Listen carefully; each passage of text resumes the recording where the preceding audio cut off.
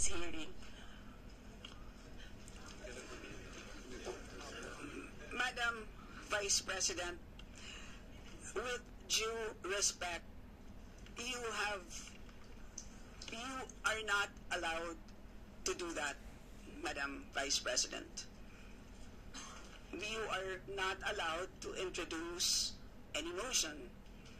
You are a research person in this hearing, Madam President, Vice President. Ma'am. I requested as your research person, I requested So the your request is chairperson of the denied, committee. Madam Vice President. Just please answer the question.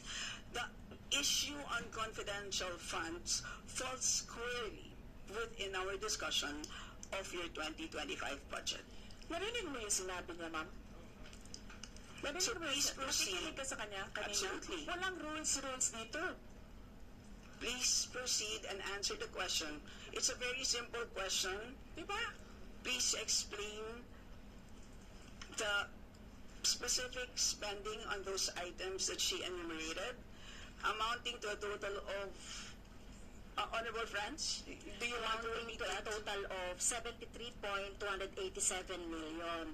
So, dahil may notice of disallowance, so ibig sabihin, Madam Chair, illegal ito at not in accordance with the joint circular by the COA, the DBM, and other related agencies.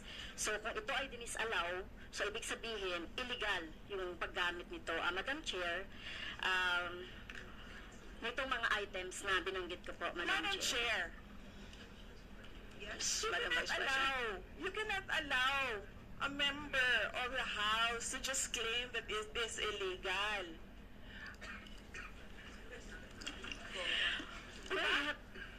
That is a notice of disallowance. That is a procedure inside the Commission on Audit. Hindi sa upuan niya.